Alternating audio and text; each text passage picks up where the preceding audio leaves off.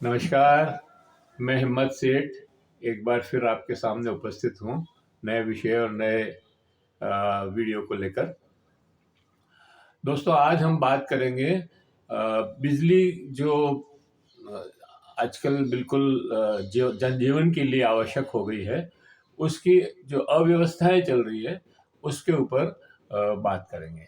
और बात करने के लिए मेरे साथ हैं वाई के बोलिया साहब, जो सुब्रेन इंजीनियर थे आरएससीबी में, अजमेर डिस्कॉम में। तो बात यह है कि आजकल जो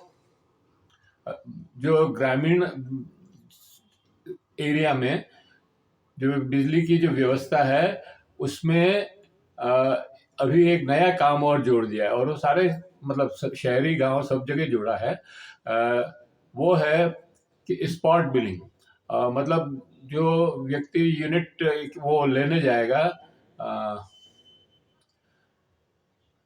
यूनिट की रीडिंग लेने जाएगा, वही व्यक्ति वहां पर अपना बिल बना करके वहां पर दे करके आएगा।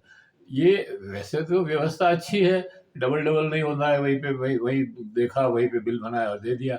लेकिन इसमें समय लगता है, और इसके लिए स्टाफ चाहिए, और स्टाफ जो है आरएससीबी, ये अजमेर डिस्कॉम जो है, दे नहीं रहा है, सरकार नहीं दे रही है। तो उससे क्या हो रहा है कि अव्यवस्था फैल गई है। जो स्टाफ मेंटेनेंस के लिए था, और जो शिकायतें सुनने के लिए और उनको दूर करने के लिए था, वही स्टाफ जो है रीडिंग लेने और बिल बनाने में लगा दिया। तो अब वो रीडिंग रीडिंग तो लेता है, लेकिन शिकायतें नहीं सुन पाता। शिकायतें सुनता है तो वो रिपेयर नहीं हो पाती है। तो इससे ग्रामीण एरिया में बहुत ज़्यादा अव्यवस्थाएं फैल गई है। तो इन अव्यवस्थाओं पर बात करने के लिए वाई के बोलिया साहब को हमने बुलाया है। और वाई के बोलिया साहब पहले आरएससीबी में, अजमेर डिस्कॉम में सुब्रन इंजीनियर थे, और अनेक बार अनेक विषयों पर बिजली के मामले में लिखते रहे हैं। सही में ये है कि वाई के बोलिया साहब और इनके जैसे कई इंजीनियरों ने मिलकर के एक no loss no profit company बनाई है, समता पावर। और वो समता पावर का काम ही यही है कि वो इन सारे विषयों पर चर्चा करे, बात करे, लोगों को समझाए, और सरकार के सामने अपने जो इसमें सुझाव हैं वो देवें, और जो व्यवस्थाएं गड़बड़ चल रही है उसके बारे में बात करें। तो मैंने आज इसीलिए इनको बुलाया, और मैं अब इनको माइक देता हूं, और इनसे अपन समझते हैं कि क्या गड़बड़ हो रही है और कैसे इसको दूर किया जा सकता है। उसके पहले मैं ये अपील करना चाहता हूं कि अगर आपने हमारे इस हमारे यूट्यूब चैनल महावीर समता संदेश को अभी तक सब्सक्राइब न किया है, तो सब्सक्राइब कर लें, बेल आइकन दबाना न भूलें। सब्सक्राइब करने का फायदा यह है कि जब भी हम कोई नया वीडियो बनाते हैं तो उसका आपको नोटिफिकेशन मिलता है। अगर वीडियो आपको अच्छे लग रहे हैं तो आप लाइक करें, फॉरवर्ड करें, और लोगों को भी बताएं कि हमारे इस चैनल को देखने का जो है बड़ा एडवांटेज है। कई ऐसे विषय हैं जिन पर और कोई चैनल बात नहीं करता, उस पर हम बात करते हैं और सच्ची बात करते हैं। तो अ, ये अगर आप कुछ कमेंट करना चाहें, टिप्पणी करना चाहें, तो कमेंट बॉक्स में जाएं, टिप्पणी लिखें, सुझाव दें। आपकी टिप्पणी और सुझाव हमें और बेहतर करने के लिए अग्रसर करेगा। तो मैं वाई के बोलिया साहब, आपका बहुत बहुत आभार और बहुत बहुत अभिनंदन हमारे इस स्टूडियो में, और आप हमारे को समय देते हैं उसके लिए बहुत बहुत आपका धन्यवाद। और आप ऐसे विषय पर बात करते हैं कि जो हर व्यक्ति से जुड़ा हुआ है। मतलब बिजली तो एक ऐसी चीज है जो आजकल गांव से लेके शहर और झोंपड़ी से लेकर महल तक सबको चाहिए, और उस पे आप लोगों को चेतना युक्त कर रहे हैं, उनको सही चीजें बता रहे हैं। ये बहुत बड़ी बात है। तो मैं आपका फिर एक बार अभिनंदन करता हूं, और आपसे निवेदन करता हूं कि ये जो ग्रामीण बिजली की व्यवस्थाएं हैं, उसको कैसे बेहतर किया जा सकता है, और उसमें अभी क्या प्रॉब्लम प्रॉब्लम आ रही है, इस पे जरा प्रकाश डालें। धन्यवाद हिम्मत सेठ साहब। बिजली के बारे में जो आपने कहा, वास्तव में काफ़ी समस्याएं, कई समस्याएं हैं और उनका समाधान होना चाहिए। जो भारत में आज़ादी के बाद विद्युत मंडल गठित किए गए थे, उसके बाद उसमें सुधार के नाम पे सन 2000 में अलग अलग क्षेत्रों में विद्युत वितरण निगम और प्रसारण निगम और उत्पादन निगम गठित किए गए। तो राजस्थान में 3 डिस्कॉम बनाए गए, उसमें Ajmer discom, Jaipur discom, Jodhpur discom थे। इनमें जो हर साल नए कनेक्शन होते हैं, नया कार्यभार बढ़ता है, उनको देखने के लिए कर्मचारियों की लगातार बढ़ोतरी होनी चाहिए, परंतु सरकार ने एक रेपचर एक्ट बना रखा है। उसके तहत कोई भी भर्ती करने को ले, चाहे मजदूर भर्ती करना हो, चाहे कोई भी स्टाफ भर्ती करना हो, पहले राजस्थान सरकार की मंजूरी जरूरी करती। कंपनियां बनाई है, परंतु कंपनी को स्वायत्तता नहीं दी कि आप अपने कार्यभार के हिसाब से, जरूरत के हिसाब से आप आदमी ले सकें। तो इसलिए नए कर्मचारियों की भर्ती नहीं हो रही है।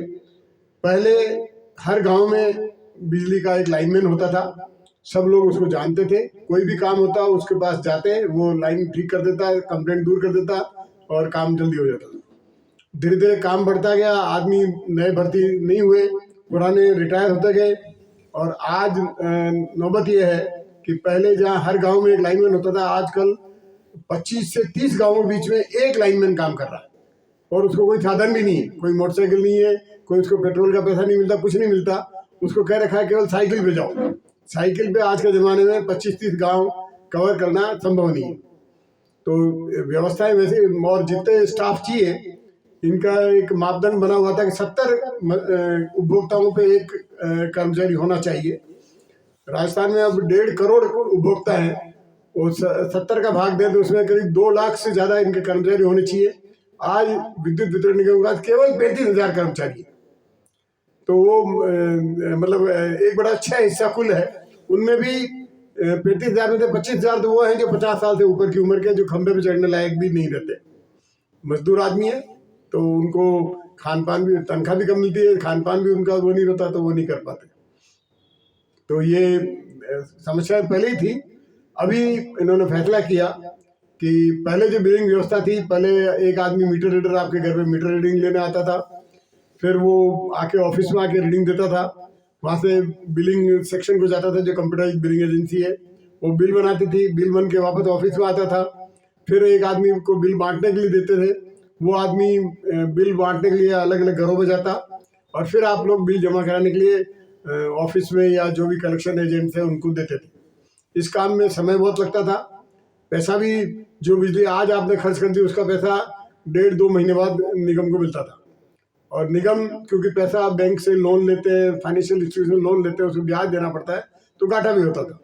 उसको सुधारने के लिए फिर साथ में उपभोक्ताओं की समस्या होती थी कि साहब कभी रीडिंग लेने वाला नहीं आया, कभी रीडिंग गलत ले ली, कभी बिल सही नहीं बना, कभी बिल मिला नहीं। इन सब के समाधान के लिए ये रखा गया कि अब स्पॉट बिलिंग चालू कराएंगे, मौके पे ही बिलिंग होगी। तो जो आदमी आएगा, बिल मीटर रीडिंग की जगह बिल क्लर्क होगा, वो आपके, उसको एक हैंड हेल्ड कंप्यूटर दिया है छोटा, उसको वो आपके घर पे आके रीडिंग लेगा, रीडिंग उसमें भरेगा हाथों हाथ, उसी में से कंप्यूटर में से ही बिल जनरेट होगा पर्ची के रूप में, जिसमें सारी डिटेल होगी और नीचे अमाउंट होगा, और वो हाथों हाथ आपको दे भी देगा। और उसमें साथ ही ऑनलाइन पेमेंट का व्यवस्था भी है, ताकि आपको कहीं नहीं जाना पड़े, आप अपने घर बैठे बैठे पेमेंट भी जमा करा सकते हैं। ये व्यवस्था अच्छी थी।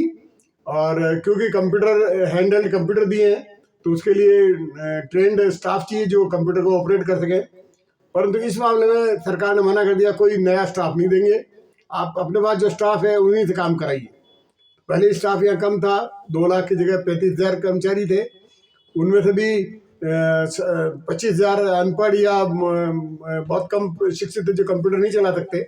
परंतु इन्होंने अब ये नियम निर्देश दिए हैं, इन्हीं कर्मचारियों से आप बिलिंग कराओ, और वो जाएगा, कंप्यूटर चला पाएगा नहीं चला पाएगा, मीटर की रीडिंग की फोटो ले पाएगा नहीं ले पाएगा। तो इसमें व्यवस्थाएं 1 जनवरी से शुरू होना था। पहले तो साधन कंप्यूटर वगैरह जो आने थे वो 1 तारीख की जगह 10 तारीख तक आए। फिर इनको कुछ जो वर्तमान स्टाफ है उन्हीं को कह दिया, आप भी जाओ और रीडिंग लेके बिल बना के बिल दे के आओ, और कंप्लेंट का काम बाद में करना। इसमें कंप्लेंट का काम भी खराब हो रहा है और बिलिंग भी सही नहीं हो पा रही। और ख़ास तौर से गाँवों में ज़्यादा दिक्कत आ रही है, क्योंकि गाँव में वो 25-30 गाँव के बीच में एक इनका टेक्नीशियन है जिसको लाइनमैन बोलते हैं, और वो 25-30 गाँव के बीच में साइकिल पे कैसे घूमेगा, कैसे रीडिंग लेगा, बिल बनाएगा, बिल देगा और साथ में कंप्लेंट भी करेगा। इसके समाधान के लिए या तो कंप्यूटर विद ऑपरेटर देते, या दूसरा प्रावधान था अपने जो इलेक्ट्रिसिटी एक्ट 2003 बना, उसमें प्रावधान था कि ग्रामीण क्षेत्रों में जो पंचायती राज संस्थाएं हैं या सहकारी संस्थाएं हैं या उपभोक्ता संगठन है, इस तरह के जो जागरूक लोग हैं, उनके माध्यम से काम फ्रेंचाइजी बना के कराया जाएगा। उनको भी पर बिल पैसा भी मिलता, और क्योंकि वो गांव में पंचायती काम करती, वो कलेक्शन भी कर सकती थी जो, और बल्कि ये प्रावधान भी रखा हर ग्राम पंचायत बीच में एक 33 kV GSS होगा, उसमें ग्राम पंचायत के जितने गाँव हैं उनमें एक एक फीडर जाएगा, ताकि वो ग्राम पंचायत उसको संभाल भी सकती है। ये प्रावधान था, बहुत अच्छा प्रावधान था। उसमें पंचायती राज संस्था भी सशक्त होती, जनता को अच्छी व्यवस्था मिलती, परंतु वो लागू नहीं हो पाया। और आज भी केवल सरकारी कर्मचारी है, कोई पंचायती राज संस्था है या फ्रेंचाइजी कोई नहीं है। फ्रेंचाइजी दी भी है तो उन्होंने बड़ी बड़ी कंपनियों को दी है, जो टाटा पावर, रिलायंस पावर या सिक्योर मीटर्स, इनको दिए। ग्राम पंचायत या पंचायती राज संस्थाओं को नहीं दी।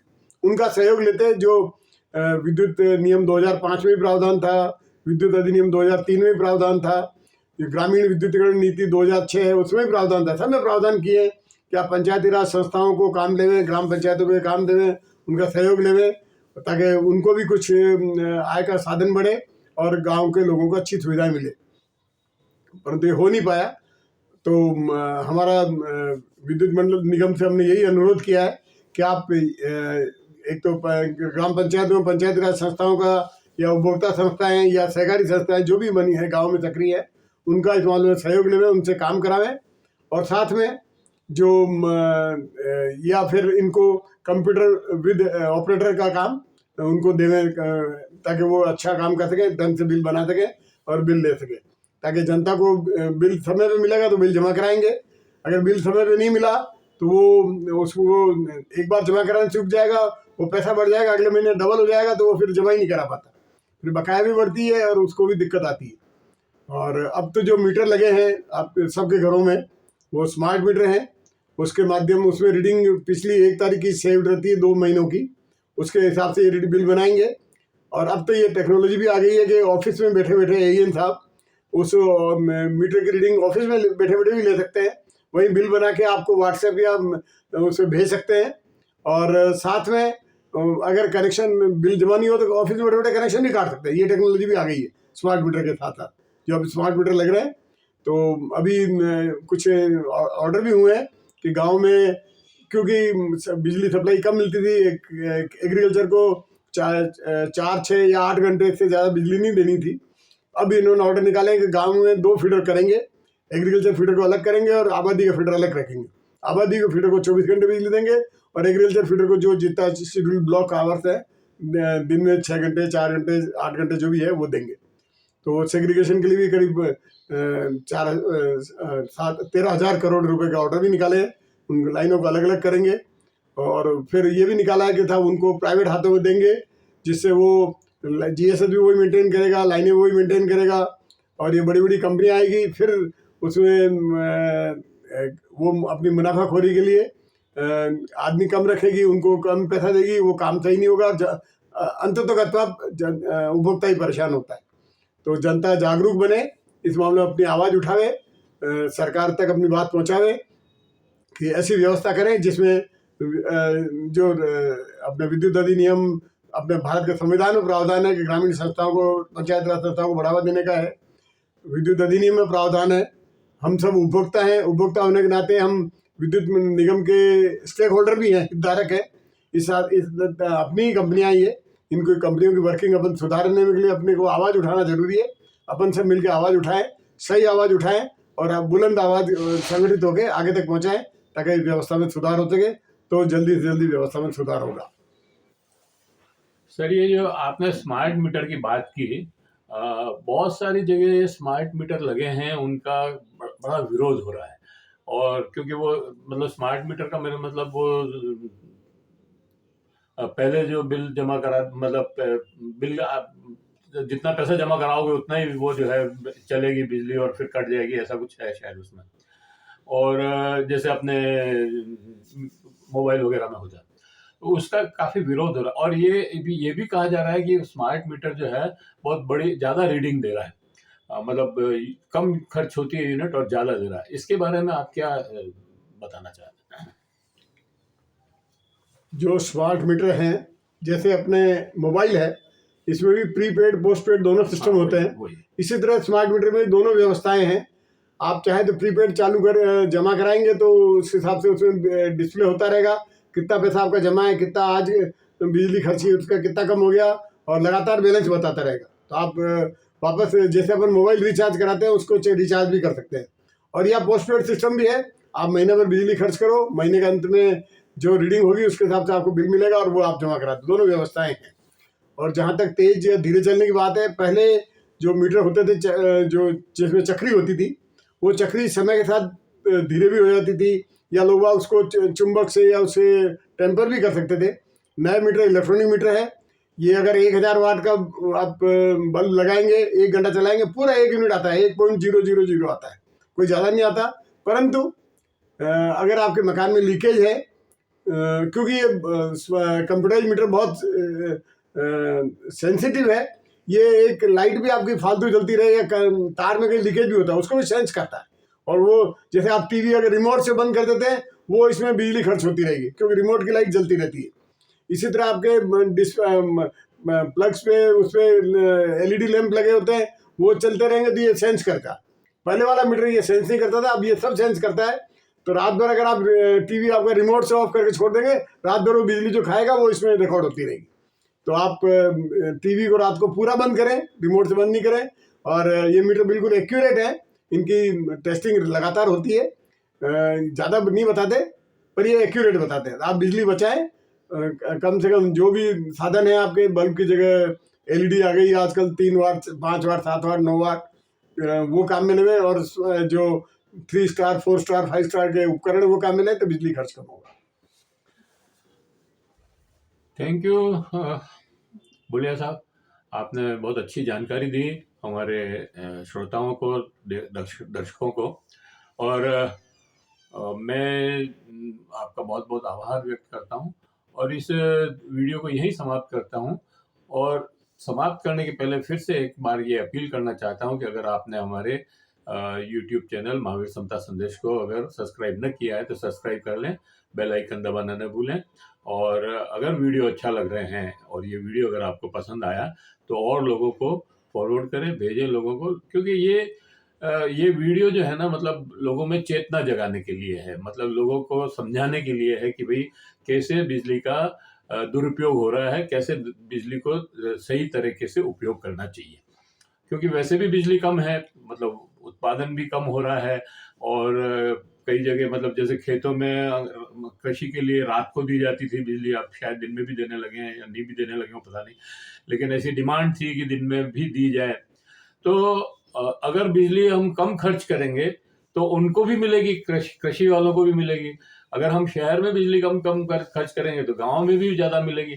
तो इस तरह से मतलब अगर हम किफ़ायत से खर्च करें और अननेसेसरी नहीं खर्च करें, जब हम कमरे से बाहर निकलें तो सारे स्विचेस बंद करके और बाहर निकलें, तो मेरी समझ में हम इस समस्या पर पार पा सकते हैं।